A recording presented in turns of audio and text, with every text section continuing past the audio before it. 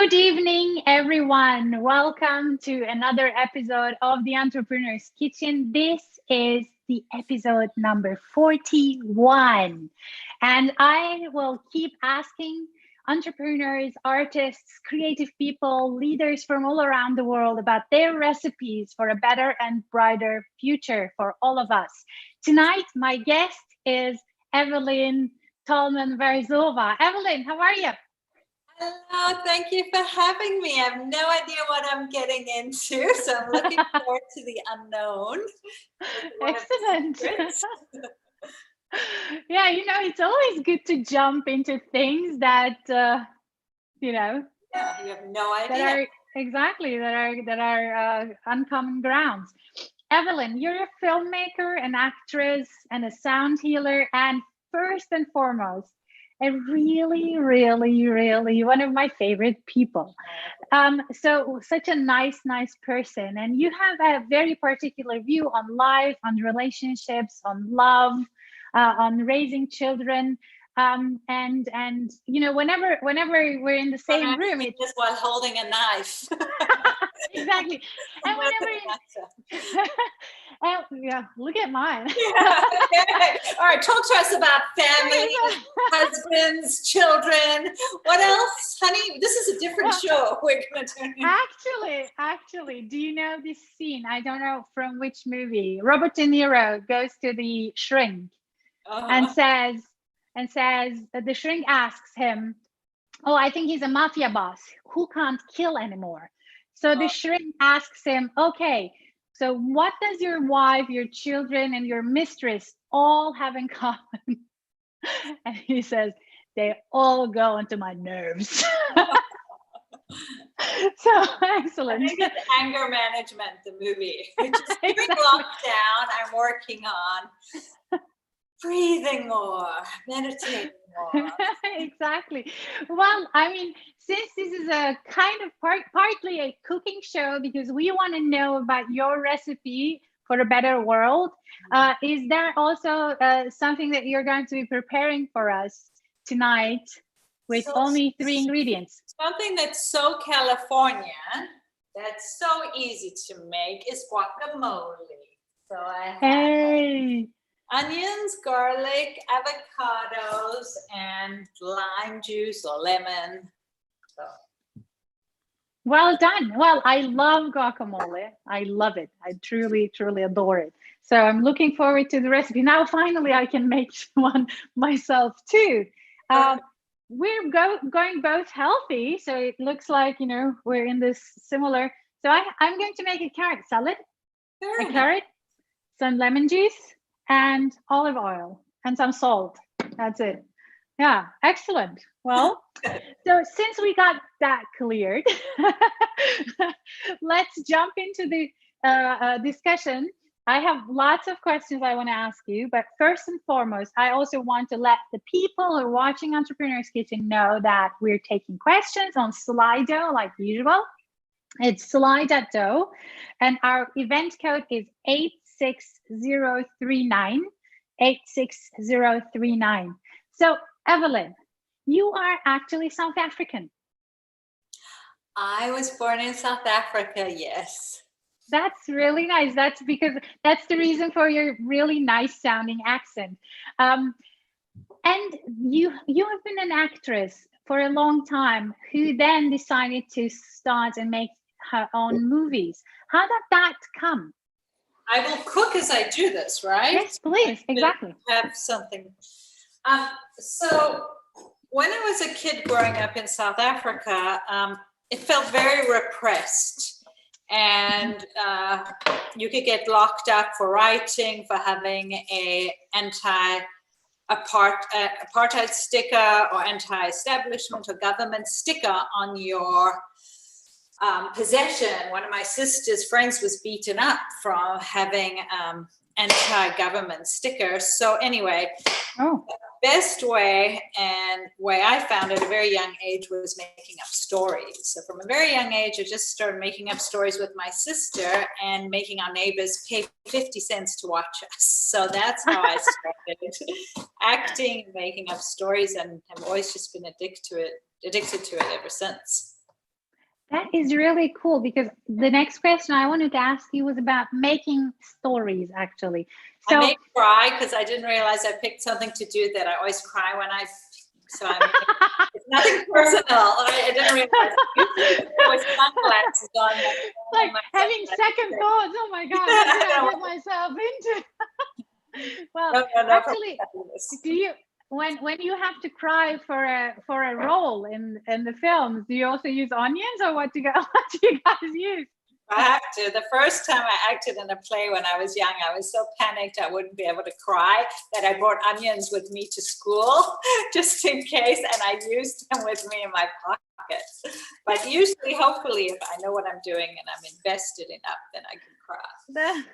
That's hilarious. Well, Evelyne, what is a good story?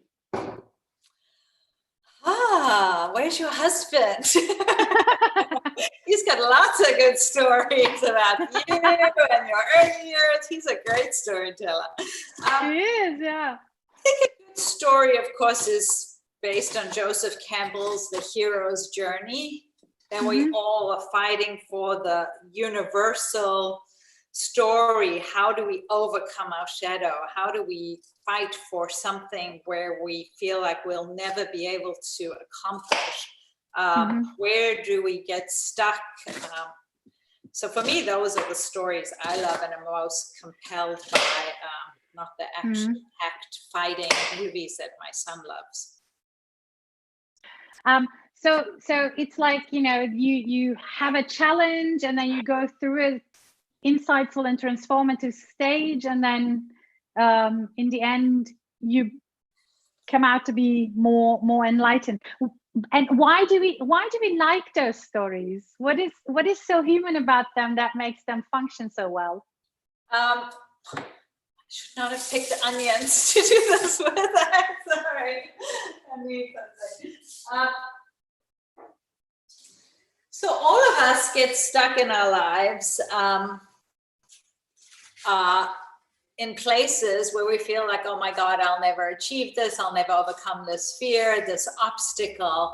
And so we can all get behind the character overcoming the struggle. And it's so universal, and it's what we all aspire to in our lives in the smallest way, whether it's public speaking or whether it's going after your dream. And those stories, of course, are the ones I love the most. And of course, Ingmar Bergman, Woody Allen, more female directors, but Jane Campion, all their beautiful films in such nuanced ways. Yeah, and when you made your film, the stand-up, Yes. so touched. Well, when you made your last film, the stand-up doll, which is doing really well, congratulations, by the way. You. I mean, you already started, getting lots of accolades and prizes, and the best documentary and best comedy. Let's talk about your hero, your protagonist in Stand Up Doll a little bit. Okay. I met Risa when I was working at the Jewish Community Center, and I was teaching dance. And I saw this spunky 85-year-old woman teaching there, and I thought, well, she's really interesting, still working at 85, my God. And then she retired, and I ran into her, and she said to me, I've just fallen madly in love. And I was like, what? You're 85 and you've fallen madly in love, and I'm breaking up with my boyfriend? What the hell's your secret? So then I said, can we hang out? So I wanted to know what her secret was to life, to love. And we started hanging out, and when I realized she fled Vienna when she was 17, when Hitler came, and her father was taken to the to concentration camp in Dachau, I thought, oh my God, this woman has an amazing story. And she found the love of her life at 85 after her husband passed away. And then she went on filming her, and I didn't know how I was going to keep paying for making this film. I just kept filming her. She stayed with Ralph, and they would sing songs and hold hands, and then Ralph died and fell down the stairs and died at 93. And her son died and her daughter died. And at this point, Risa was 98. And I thought, oh my God, Risa's gonna die. And she didn't. And that's what I thought the story would be. And today Risa is 103. She's still alive. She's still alive. She plays the piano, and her secret to life is also music. She plays every night for 1 hour. She's so passionate. Sorry, I'm just getting the grater behind you.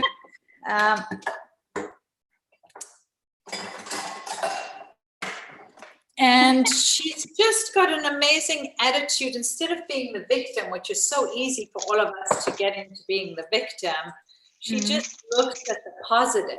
And I feel like we just have so much to learn from Risa, and I had so much to learn from Risa. And then it also got into vanity and aging. Like, how do we age as women? And as I'm aging, I was wondering, how does she age? And yet she is very vain. So I was shocked to see, as you age, you don't think, oh, who gives a crap about what I look like? She actually was like, how do I look? And how's my hair? And how's my belt? And then I started to ask her about sex, and she still has sex. And after everybody died, she met somebody else that she had a little fling with. Oh, wow. So you have to see the film. I can't give it all away. And she uses a vibrator. So women's sexuality and women are still vital, and that's why it was so important to me. That's amazing. So you basically say sex, lies, and rock and roll is the secret to a happier life, and some attitude. Okay, but why are some people able to have this kind of positive attitude towards life than other people? It's a great, great question. And I think one of my favorite books is the Book of Joy by the Dalai Lama and Desmond Tutu. I highly, highly recommend it. It's so beautiful. I've read it twice. And both of them said something I found that's true in Risa, that hardships, they both had to flee. They both had a very, very hard life and childhood. Made them more resilient. And somehow, if you can take your hardship, which I'm trying, said this year has not been an easy year. This has been the bumpiest year. Yeah, it's been crazy. And take those hardships and make them your gifts. So instead of Risa going, oh my God, everyone passed away, I'm all alone, life sucks, she goes and she looks at all these love letters. She goes and looks at all the good. She goes and sings all the songs anybody had ever taught her. She sings in 17 languages. And she chooses to look at the good. And I think that's something, in general, gratitude. And it sounds easier than said than done, is a much better place to live from. Absolutely. And I mean, also it requires a lot of grounding in your own personality. You have to be convinced, and you have to have had some positive experiences around having chosen a more positive attitude. So sometimes when I think about I mean, you are from South Africa, and just think about the communities that suffer, think about the, underprivileged. Can we just go there and tell them, be positive, see the positive? How are we going to change the world? Well, the irony about what's so beautiful about the South African-American community is they are positive. They are just innately full of music and positivity. And I would be amazed when I was a little girl, our nanny, who I was super close to, was always so loving and open and spirited. Sometimes I think it's people who have so much excess and have so much drive or ambition or for more are actually the ones who aren't so positive. Like Risa I remember she was turning 90 and she said, I'm going to go to Kmart and buy a new bra and Ralph's going to buy me a lipstick. And I was like, what? That's what you're doing for your 90th birthday? You're going to Kmart? Like, she had so much to teach me of like just being grateful for the little things. So I think, I think you grow up with it, that positive attitude. And then, I don't know, what do you think? What do you think? Well, it's very, I mean, this is my show. I asked the question. No. I'm a documentary filmmaker. I got to turn it around. Well, so, you know, I mean, of course, it's really, really difficult. You have to, you think of yourself as being in some sort of a privileged position, and then you start questioning yourself, who am I to tell people what to think? But on the other hand, just like you said, there is so much power in the gratitude and in being positive and in just trying to still, you know, be resilient and stand up whenever.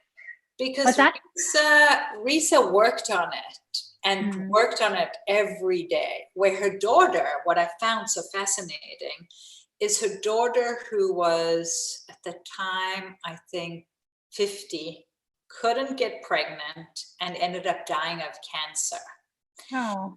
And her daughter couldn't get to that place of gratitude and joy. She was stuck in the loop of resentment, being the daughter of Holocaust or survivors from the war, who she just held on to that pain. And what we're all here to do is really to heal and not hold on to our past, and to forgive whatever we think happened to us, or whatever place we, you know, feel our shortcomings in our life, and get on with it. You probably also know the book Man's Search for Meaning, right? Also has a similar attitude. The guy, you know, being in the concentration camp, and that was the first moment when I started thinking, you know, why. The real question is not necessarily why people, you know, why people get arrested in that feeling of fear and resentment and anger. Rather, you know, the real question is, why can some manage not to do it? And and that is probably still a secret question that's not necessarily so easy to answer. I think what I've got gathered from it, because I've done a lot of research about it, because it fascinates me. You know, my other film that I did with my sister was about child loss and loss. And I think at some point you get so sick of your pain in being the victim, and what I get from Viktor Frankl, like, it's my choice. Something they cannot take away from me is the choice in my own mind. How do I choose to be? And we all have that. No one can take that from us. So I think that is the key. We can all go around and go, oh, we're in lockdown, this sucks. So we can go, oh my God, we get to be home and be with our families. And do you think we have a responsibility to live up to that ideal? That's a good question. You tell me. Well, you know, if you were to ask me, my answer is actually yes. I do believe that we do have a responsibility to become the best of what we can become. Especially if you have children. If you're by yourself and you're living alone, and you can be as grumpy as you want and complain as much. But when you have a family and you have a responsibility, like, how do I show up today? Absolutely. And so what is Stand Up Doll doing now? So right now it's on Amazon Prime in the US and in the UK, and on Tubi, which is a new platform. And my sales agent is trying to sell it to different territories. Cannes this year is online sales, so she's doing it all online. So I don't know how that's gonna go. Well, let's talk about the structure of the story a little bit. Let's really be a little bit more technical about how were you able to sort out material of 14, 15 years and then get a structured story for a feature film. Yeah, that's what's amazing about documentaries, and why I love documentaries is you don't know where it's gonna go. And that's what I actually loved. I had a few really wonderful mentors. So if you can have a mentor who's made a lot of films, and they were just telling me, just keep filming, and in making the film, the best moments for anyone who's going to make a documentary is when they forget the camera's on, when they forget you're there. And those were the moments that were magic, where Risa was sick and alone in her rocking chair and said, I feel lonely, I need a hug, and forgot I was even there. Those were the moments. So as far as the structure was, I think as I went through, I was trying to hit the beats of love, sex, death, loss, acceptance, and what is it mean to live a vital life? What does it mean to live to 100? And the film climaxes on her 100th birthday party, where she shows up and you see her for the first time get teary-eyed and let in all this because her mother died when she was 1. So for her also, I think part of her resilience was having to be tough and having to fight through and have a good attitude. So seeing somebody who had that belief their whole life and just watching, it's sort of, so I didn't try structure it so much like I'm gonna hit all these beats. It's sort of a meditation of watching a human being go through these moments and achieve joy. Yeah, and I mean, having such a material of 15 years, if you were to film only for 2 years, what do you think would be different? It would just have been a love story with her and Ralph, which is what I first intended. That, it would have been a sweet short film and a love story of like, how do these two love each other? Do they have sex? What do they do at the time? That's what I started, but they were actually very shut down. I would try film them and they'll be like, oh, we're reading the paper. I was like, great. So it's like also after so many years, you probably found a way of entering her life without really being invasive. Exactly. Eventually, coming around and being there all the time, she sort of forgot the camera was there. I would put it on in the car, and she didn't even realize later when I showed her something, she was like, the camera was on? And I was like, yeah, don't you remember? So there were a few of those moments, and there were a few moments she asked me to cut out that were too raw and personal. Interesting. Well, and I mean, how does it feel to also make a film with someone who is not an actress, who does not know, how to behave in front of a camera, who actually, Risa's a singer and a performer, so she's a ham. So I actually had to get her not to perform and not to be on. Actually, that was the least exciting, to have somebody be on. Just having those real moments was the best part. Yeah. And what's going to be the next? I'm actually writing a new piece about being an expat in Vienna and the expat's journey and all the fears and phobias and misinterpretations, and the Viennese and their proper culture coming from America, the death of the American dream. So I'm trying to work on that because it is really sad watching America just collapse.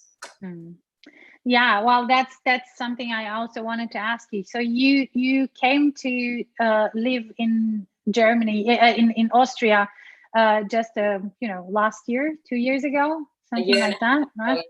Yeah, exactly. And you used to live in Los Angeles together with your husband and your family. So what was the number one reason that kind of made you relocate?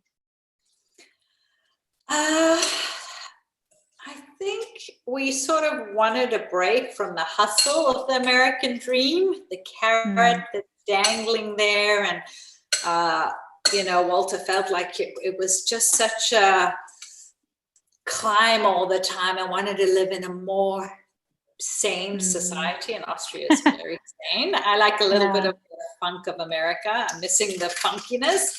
But then at the same time, there were school shootings. There was Donald Trump as president. And we were like, okay, let's try it. Let's see what this is like. Yeah. And how do you feel now? Still sad to say. Austria is beautiful. It's really, really beautiful. It's really sane. But I feel that Americans as a whole, as a culture, are just more innovative. You say someone, let's do something, and they're like, yeah, let's try that. Here I say, let's do something, and they're like, no, I don't think you can do that. Or no, do you have the paperwork for that? Or so it's a little bit too orderly here. But I've only been here a year and a half, so let's see. Yeah, well, it's probably because, because we have a diploma for everything. Yeah, exactly. Where you don't there, which is also not good. Donald Trump thinks he knows the cure for COVID. So yeah, the balance. Well, you should think about making a film about all those people who drank bleach. Oh my God. It's like yeah, I don't know. Would that be a tragedy or a comedy? I hope they make it a comedy just because it's too insane. I know. Well, and so let's talk about your film about the trees and COVID and sit, breathe. Yeah. So let's talk about that part of you, because there is a very meditative, Evelyne who goes and hugs trees and who goes and listens to music and heals with music, through music. So let's talk about that, Evelyne, a little bit. Well, I have to say, usually I felt very, very creative. And the last year, our first year in Austria, I didn't feel like any ideas were coming, anything was coming. And I was really feeling like as a society, we have to change the way we're living. The fact that we're letting immigrants wash up on the shores and we're not doing anything, the fact that the forests are burning. So it's pretty heavy. I was feeling this intense heaviness in the world, and I didn't know what to do about it or what I was going to write about it or what to say. And then when COVID happened and the lockdown, I kind of felt a relief, like, oh my God, we all get to reset. We all get to think, how are we living our lives?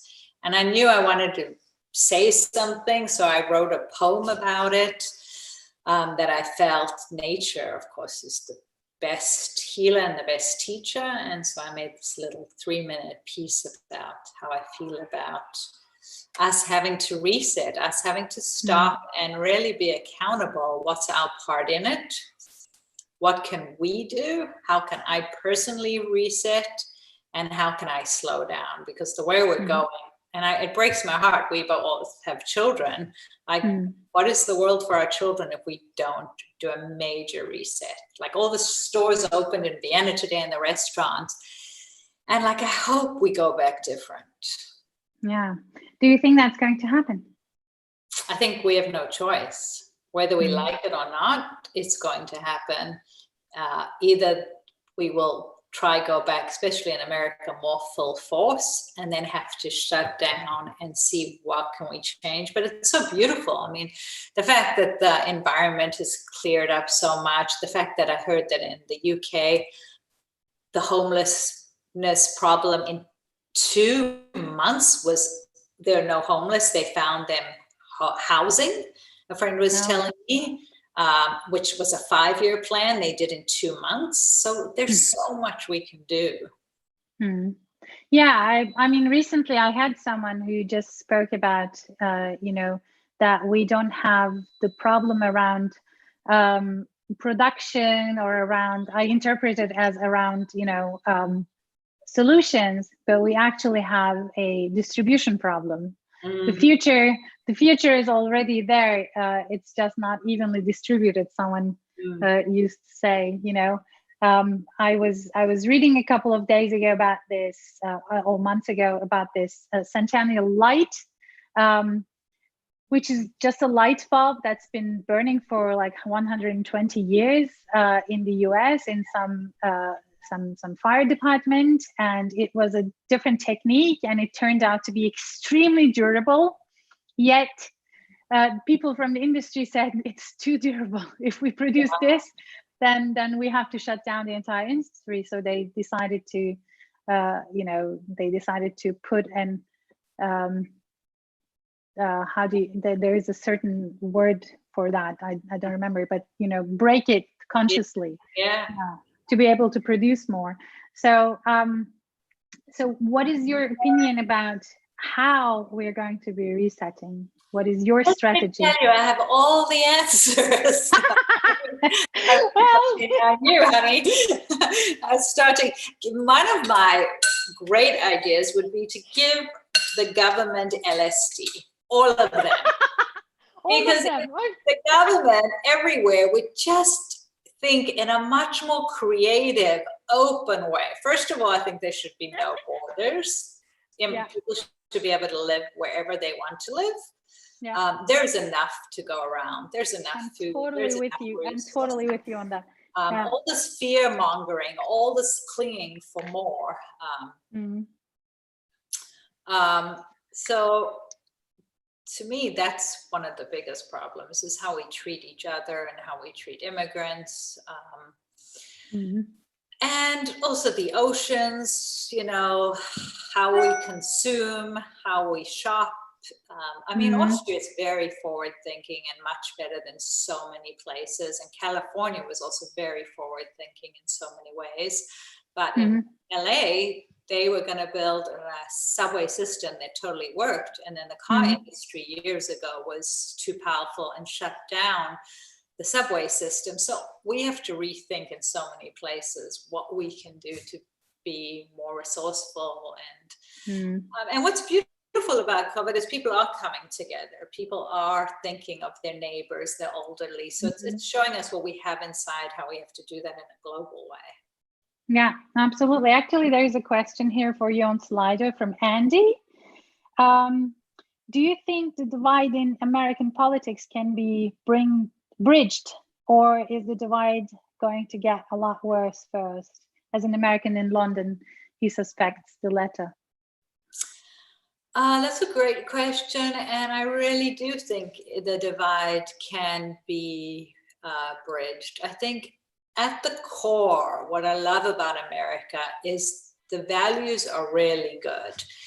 There's a rise in this fear-mongering thinking that Donald Trump has really inflamed. And I think now that he's been revealed as this fool, I think hopefully more and more people will come together. And if not, we have to heal. I think America's been this big, powerful force, and now it's falling. And maybe having this huge power needs to fall, and we need to level out. So there isn't one country dominating the world that thinks it has all the power.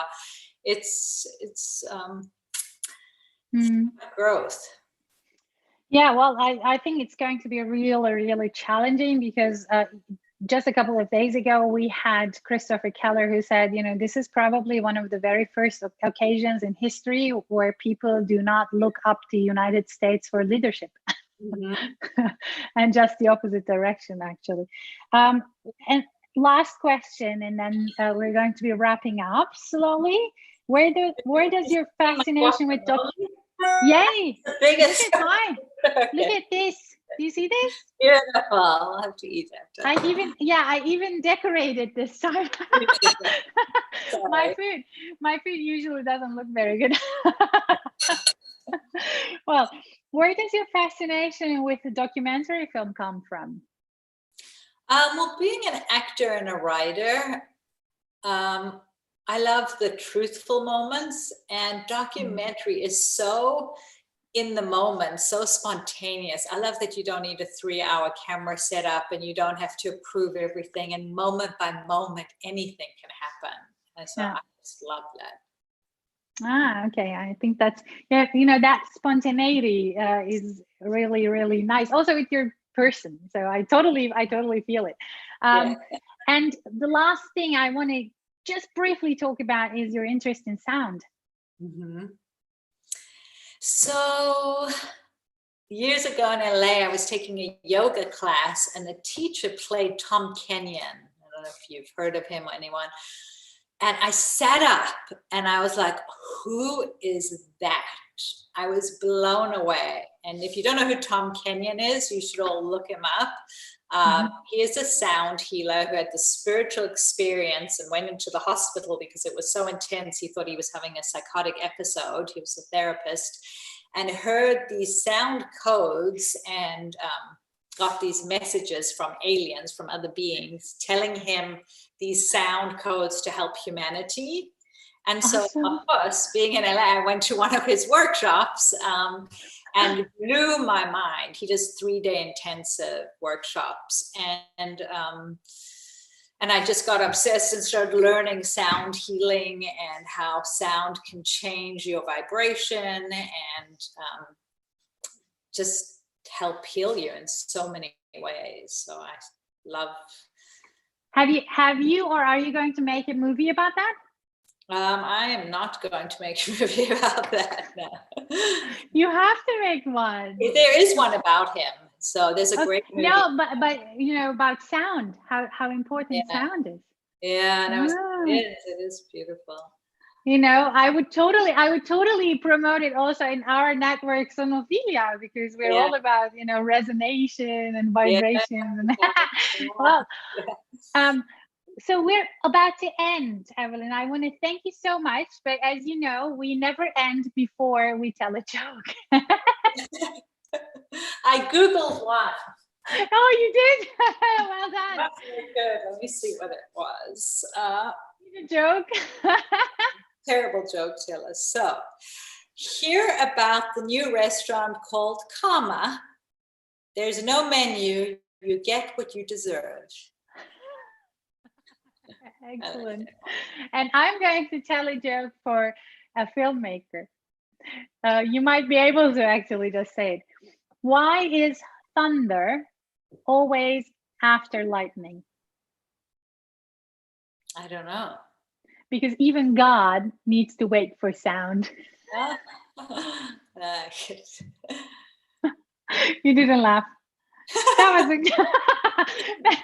a delay. Well, okay. Your films are funnier than my jokes, thank God. You are the one who gets all the accolades and the prizes. And Evelyne, I want to thank you so much for joining me tonight at the Entrepreneur's Kitchen and for opening your kitchen, your heart, and letting us have a little glimpse into your protagonists' lives and yes, actually really hearing about some nice recipes about a nicer future for all of us. So we're really hoping for one day for, you know, borderless world, one planet, and, you know, one humanity. As I said, I want to thank you all for a great week. And we will be meeting here at my kitchen next Monday again. We are going to have a super singer from Mexico City. Juan Carlos is going to be joining us. Well, if you don't know his music, you have 2 days to catch up. Thank you so much again for a great week and have a nice weekend. Bye-bye. Bye.